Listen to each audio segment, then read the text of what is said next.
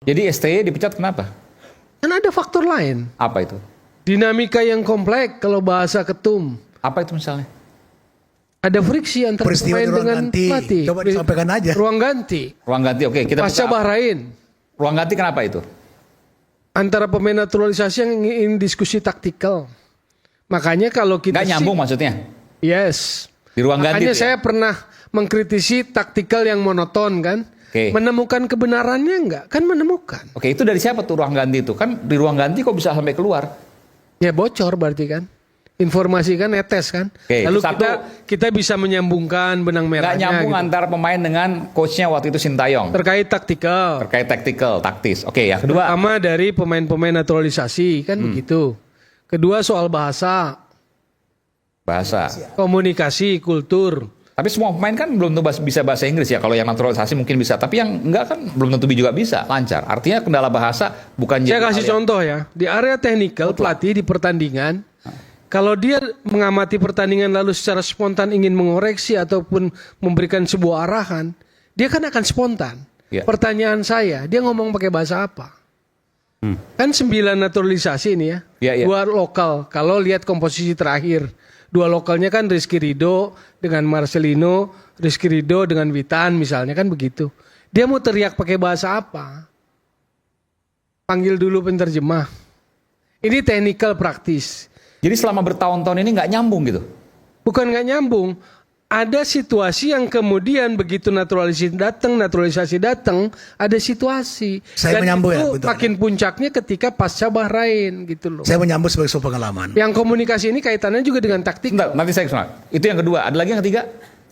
Makanya kemudian lawan Cina ada ekses dari situasi itu. Ada ekses. Ada infonya ada pemain yang nggak mau main. Mau balik bahkan. Lalu band captain dipindahin ke Asnawi. Kan begitu. Lalu soal taktikal dan sebagainya. Makanya waktu lawan Jepang kalau teman-teman cukup cermat mengamati, ada satu kalimat dari Ketum Erick Thohir yang marah di ruang ganti, turunkan egonya Iya, masing-masing. iya. Terus sempat viral. Itu tuh. kaitannya di situ. Apa yang terjadi di Bahrain dan Cina salah satunya? Eliano Reinders. Ini problem besar. Saya waktu itu menyebutnya bom waktu. Ada Ibnu kalau nggak salah di acara ya, di talk show juga. Dia dinaturalisasi.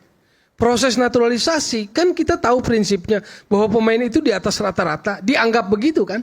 Maka dia dinaturalisasi kan begitu. Siapa yang approve, yang memberikan sebuah approvement? Pelatih kan. Lalu kemudian pasca Bahrain dan Cina ada kalimat bahwa dia dari Sinteyong dia tidak layak masuk skuad timnas. Loh itu kan menimbulkan pertanyaan hebat dong. Yang meminta proses naturalisasi itu siapa? Kan gitu. Yang kedua, ketika pemain sudah dinaturalisasi lalu tidak dipakai, itu kemana prinsip sepak bolanya tadi bahwa dia di atas rata-rata kualitasnya? Lalu yang kedua, apakah kita menghormati proses negara? Approve dari Menpora, approve dari Menhukam, ketuk palu dari DPR, tanda tangan dari Presiden. Apakah kita menghormati proses negara itu? Sementara ratusan ribu pemain sepak bola Indonesia juga ingin main di timnas.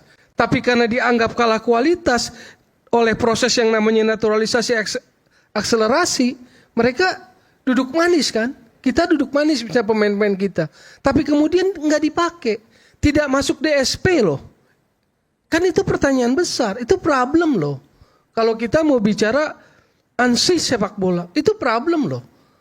Dia nggak masuk DSP, Bang Aiman. Daftar susunan pemain. 11 itu starting, 7 itu di bench. Itu yang masuk DSP 18. Dia nggak masuk. Kan biasanya tim bawa 23 atau 26. Jadi biasanya dia pakai training duduk di tribun. Eliano duduk sebelah saya selalu. Makanya kan?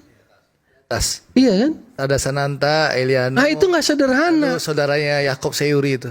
Nggak sederhana, apalagi dia mengatakan dia belum cukup layak masuk skuad timnas. Sintayong bilang begitu. Yes, ada itu jejak digitalnya.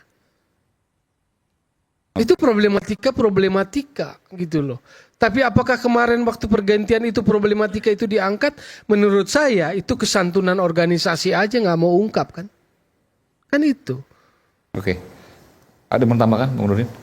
Ya, Jadi zaman saya ya sebagai sebuah kelamaan bahwa setiap mengenai pertandingan pelatih itu dia memang punya prinsip. Itu kita harus akui dan kita tidak bisa intervensi itu.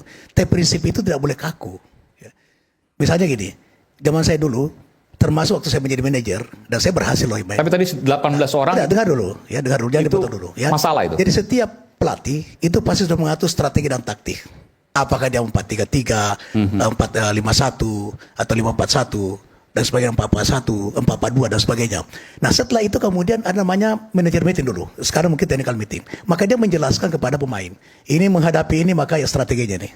Polanya ini gitu. Nah pada saat itu Sintayong yang tidak bisa bahasa Indonesia, tidak bisa bahasa Inggris, itu masih bisa menggunakan penterjemah. Tapi ketika pertandingan di lapangan, dia strateginya yang sudah disampaikan waktu manajer meeting tidak berjalan. Dia ingin merubah atau dia ingin memperkuat itu. Komunikasi ini sudah terlambat. Gol tercipta. Itu yang dimaksud tadi, salah satunya. Jadi dalam kondisi darurat susah tuh untuk komunikasi. Susah sekali. Coba harus panggil dulu orang Koreanya yang bisa bahasa Inggris. Bahasa Inggris ini kalau misalnya asisten pelatih kita tidak bisa bahasa Inggris, ambil bahasa Indonesia. Baru menerjemahkan. Dua penerjemah dalam waktu dia harus mengambil keputusan hitung detik. Gol tercipta. Misalnya seperti itu. Jadi faktor komunikasi ini handicap yang sangat tinggi ketika pertandingan berlangsung. Kalau sebelum bertanding bisa.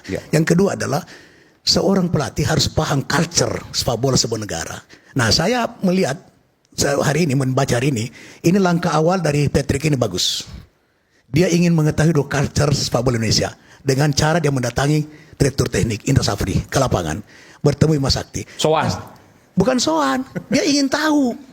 Dia ingin tahu tentang culture sepak bola Indonesia, pasti ada diskusi. Dia tanya itu. Nah sehingga keluar pernyataan Patrick kalau nggak salah, bahwa dia mengatakan timnas Indonesia dari pemain Indonesia adalah merupakan tulang punggung timnas. Dia tidak mengatakan naturalisasi.